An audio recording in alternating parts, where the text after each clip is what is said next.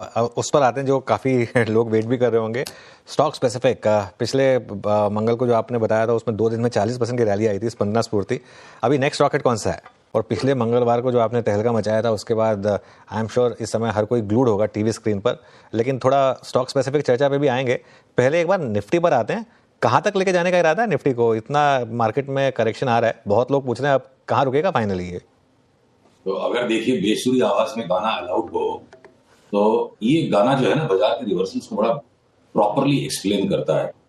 कश्तियां साहिल पे अक्सर डूबती हैं प्यार की, मंजिलें अपनी जगह है रास्ते अपनी जगह, जब कदम ही साथ ना दे तो दिल वाला फिर क्या करूं। कल सबकी मार्जिन सेलिंग होगी। अगर पीसीआर इस चार्ट को दिखाने का कष्ट करे मेरे स्क्रीन से, निफ्टी के 5 मिनट चार्ट को टर्मिनल ट्रायंगल आ गया, RSI डाइवर्स हो गया, रिवर्सल हो गया।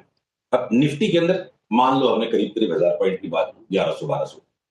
अब S&P और नैस्डैक पे अनुज जो हमने 1 महीने पहले और 3 सप्ताह पहले एक बड़े टॉप की बात की थी, वो वर्कआउट होने के बाद भी ऊपर की जो ट्रेंड लाइन टूट के नीचे आना शुरू हो गए थे। वहां पे भी देखिए क्या है ना, पोस्टपोनमेंट्स होते रहते हैं, जीवन में भी और बाजार में भी पोस्टपोनमेंट्स होते रहते हैं। अब अगर वो बहुत ही टेपिड करेक्शन वर्कआउट हुआ, अगर बहुत ही मध्यम मध्यम आंच पे पका हुआ करेक्शन बना वो, और अब वापस यूएस के मार्केट्स में भी एक बार न्यू हाई का खतरा बन गया है, तो यहाँ शॉर्ट सेलर के लिए बहुत ज्यादा रिस्क है। बहुत ही सिलेक्टिव स्टॉक्स और सेक्टर्स में कहीं कहीं कोई आईटी स्टॉक्स में अभी भी शॉर्ट करे तो करे, मैं आऊंगा उस पर। तो क्या बदल रहा है संसार में जिससे कि भाई हम सबको बुद्धि मिली है, तो बुद्धि को जस्टिफाई करने के लिए भी तो कोई बात होनी चाहिए ना, संदा जुआ कैसे खेले। तो यूएस इंटरेस्ट रेट्स और डॉलर इंडेक्स, जिसपे हमने लगातार पिछले 2-2.5 महीने आपसे हर बार तेजी की बात की, अब ये दोनों टॉप आउट हो रहे हैं और दोनों में एक सिग्निफिकेंट अमाउंट ऑफ ड्रॉप आना चाहिए। तो फाइनेंशियल एसेट्स में, रिस्क टेकिंग एसेट्स में पैसे वापस अंदर जाएंगे, बॉन्ड्स भी यूएस में बढ़ेंगे, और साथ साथ एक बार स्टॉक मार्केट भी वहां अगर नया हाई दे, नैस्डैक वहां 10% बढ़ जाएगा तो हमारी निफ्टी को 15% बढ़ने में जोर आएगा क्या? और अब अगर मैं सारांश में बात करूं, अनुज हंसना मत मेरी बात पे, इतनी तेजी लग रही है मेरे को कि जिस एचडीएफसी बैंक में हम 1200 का इंतजार कर रहे हैं इन्वेस्टमेंट बाइंग के लिए, एक बार हमने उसकी भी शॉर्ट सेलिंग काट ली, एक बार एचडीएफसी बैंक को भी न्यू हाई पे आने दो, फिर हम वापस शॉर्ट। कुछ भी शॉर्ट करना खतरे से खाली है। और टाइम टू टाइम को स्पोरेडिक एचसीएल टेक को एक ही बार में पकड़ के कूट दिया, एंजल को कूट दिया, उस तरह की कुटाई इंडिविजुअल स्टॉक्स में आएगी।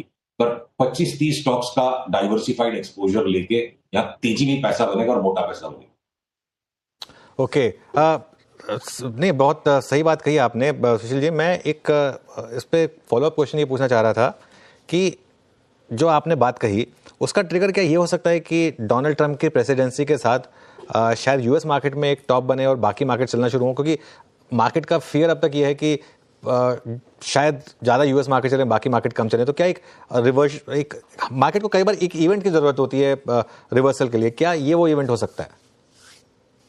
सवाल का मैं अनुमति चाहूंगा, मुझे 2 तरीके से उत्तर देने मिले,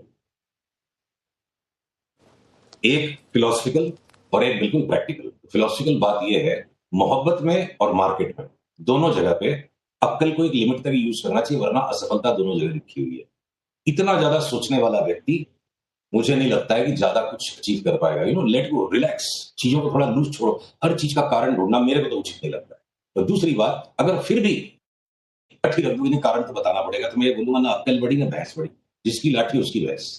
तो फोर्स मार्केट का जिस तरफ चलेगा उसके हिसाब से जस्टिफिकेशंस मूवमेंट आने के बाद मालूम पड़ेंगे। वो पहले से जस्टिफिकेशंस की लिस्ट बनाते हैं ना अनुज, बहुत सारे पोटेंशियल सिनारियोज बन जाते हैं, बट कौन सा सिनारियो राइट है घटना होने के बाद पता चलती है। इसलिए मेरा अनुरोध है, मेरी बात आपको अग्रेसिव लगे, मैंने धक्के खा के जीवन में ये सीखा कि बुद्धि मिली इसका मतलब ये नहीं कि मैं उसको दिन भर यूज करूं। एक पॉइंट आता है छोड़ दो, जो हो रहा है उसको एक्सेप्ट कर लें। अच्छा, आपका फ्रेम में थोड़ा इशू आ रहा है, एक बार उसको सॉर्ट करने की कोशिश करते हैं। जरा एक बार मार्केट को देखते हैं फिर से। मार्केट अभी भी खैर झूल रहा है, और एक बार आईसीआईसीआई बैंक लेकर आइए। आईसीआईसीआई बैंक डे लो पर आ गया, और ये दिक्कत का मामला, क्योंकि कल भी हम इसकी बात कर रहे थे कि यहाँ से थोड़ा सा मार्केट को प्रेशर मिल रहा है, और इसका इम्पैक्ट अब आपको बैंक निफ्टी पर देखने को मिलेगा। हालांकि मिड कैप इंडेक्स अभी भी स्टेबल है, लेकिन ये देखिए निफ्टी बैंक थोड़ा सा हाई से अब कूल ऑफ हो रहा है। ओके, सुशील, आईटी की बात की आपने, क्या कह रहा है आईटी का चार्ट, और इसमें स्टॉक स्पेसिफिक अगर आप कुछ बता सकें आप तो। मेरे से पूछ रहे हैं अनुज? हाँ, आपसे पूछ रहा हूँ। आईटी सेक्टर के चार्ट्स के अंदर ऐसा अनुज, टाइम टू टाइम सिलेक्टिव, जैसे आज एचसीएल टेक में करेक्शन आ गया, उस तरह की परिस्थितियां बन सकती है। कोफोर्ज हमने निकाला कि 50% घटेगा, उसमें से 10 घट चुका है।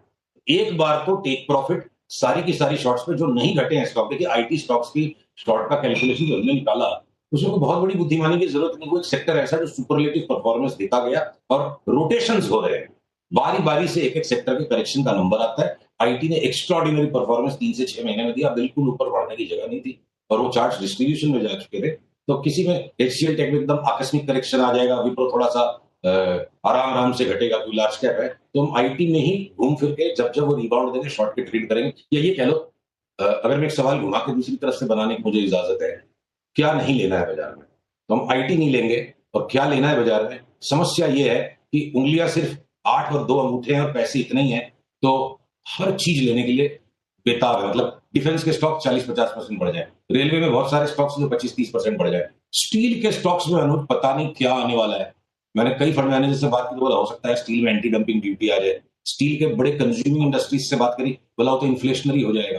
तो क्या आ सकता है, सारे लोगों का अपना अपना अनुमान है, सबसे बेस्ट अनुमान शेयर बाजार लगाता है। स्टील की चार्ट बोल रही चीख चीख के मुझे ले लो, एनएमडीसी स्टील हमें लगता है 3 बैगर हो जाएगा यहाँ से, आप एक साथ बड़ा दाव नहीं लगा सकते, टुकड़े टुकड़े में पोजीशन को बढ़ाना पड़ेगा। Steel authority of India limited 3 गुना हो जाए, टाटा स्टील 60 से 70% बढ़ जाए, तो अगर स्टील में तेजी आ गई, एनएमडीसी यहाँ से 3 गुना हो जाएगा। अगर माइनिंग के स्टॉक्स में एक तरफा तेजी है, एमओआई में सबसे पहले हमारी तेजी हुई थी, तो मेटल पीछे है, रियल्टी के स्टॉक्स इस लेवल पे आके, रियल्टी के स्टॉक्स में मेरे को लगता है 2025 में 2 बैगर और 3 बैगर खोजना कोई बड़ी बात नहीं, सारे के सारे 2 बैगर एंड 3 बैगर है। तो रियल्टी में अगर तेजी हो जाएगी, मीडिया में तेजी हो जाएगी, तो देखिए इंडेक्स अपनी जगह पे है और ये इंडिविजुअल स्टॉक्स और सेक्टर्स में अभी बहुत मलाई है। 2025 में हताशा मत करिए, जो झटका मार्केट ट्रेन ने सबको पटक दिया लास्ट 7-8 दिन में, हर बार ऐसा ही होता है। कश्तियां साहिल पे अक्सर डूबती है प्यार की, वो कल डूब गई कश्ती सबकी।